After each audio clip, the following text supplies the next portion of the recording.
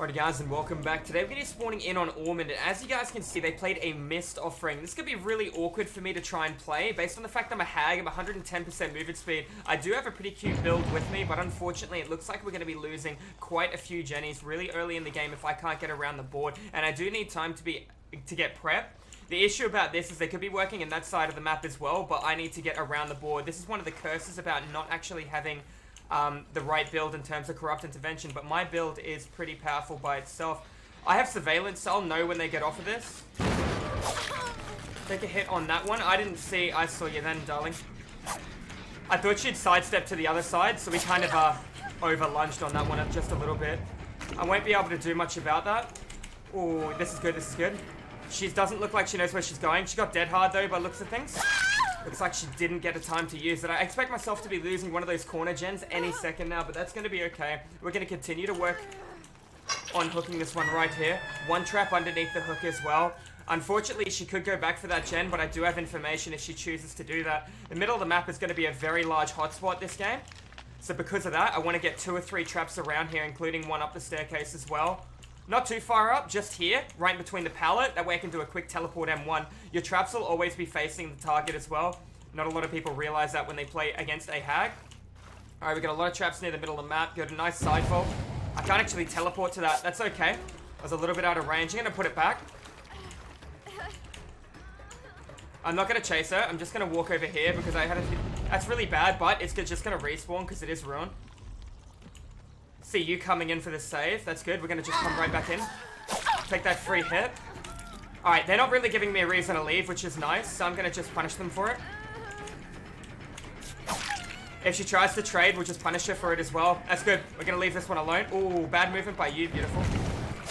We take a free hit. They need to crouch walk over if they're going to get this save now. We don't want to force the struggle if we can. I'm really surprised that hit the chick on the hook, not the other one.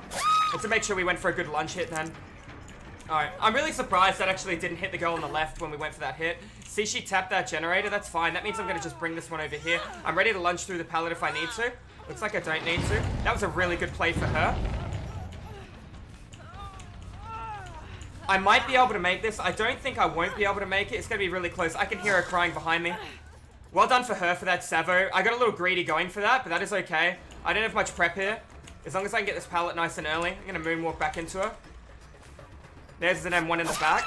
Looks like she put herself off with that play as well. I'm not worried about her working on that gen. Unfortunately, I don't have save the best for last, but that's okay. We can hook this one in the corner here. I've lost a lot of my prep. I might be losing another generator, but look at the consistency I have on multiple different targets being injured right now through Sloppy Butcher. Now, they're going to expect me to put a trap under the hook like I did last time. I'm not going to do it again. I did it once. I'm going to put a trap right here in one of these nice open areas.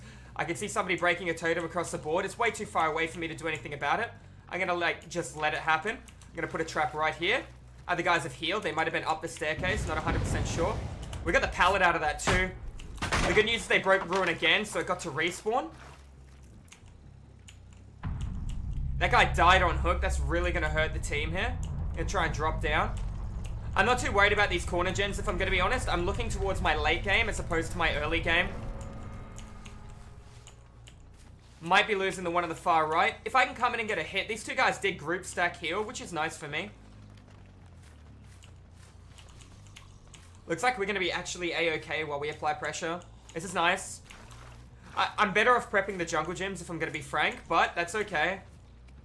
Remember, I do have surveillance too if I can force somebody off one of these gens. There are a lot of really good jungle gyms on Ormond, and they have the God pallet over here to the right.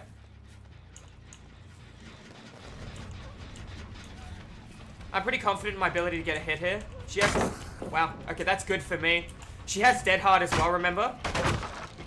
She's not going to double back. She's just going to run for distance. Show me that Dead Hard. That's good, because I'll happily take 2 pallets in like 5 seconds.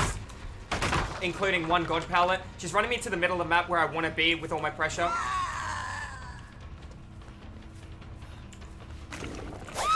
And down she goes from the... I don't know why she pointed. It didn't really work in her favor. She goes down. I lose 1 generator. I get to put her wherever I like.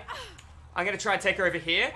Hook her here because there's 1 more generator in the corner I haven't checked. I will put a trap under her because I think they're going to be ambitious with the saves because they're both on full health. Ooh. I'm going to stop this from getting... Ooh, I was a little slow on that. That's okay. We'll take a hit. Well done. Looks like they're both working on 2 different gens.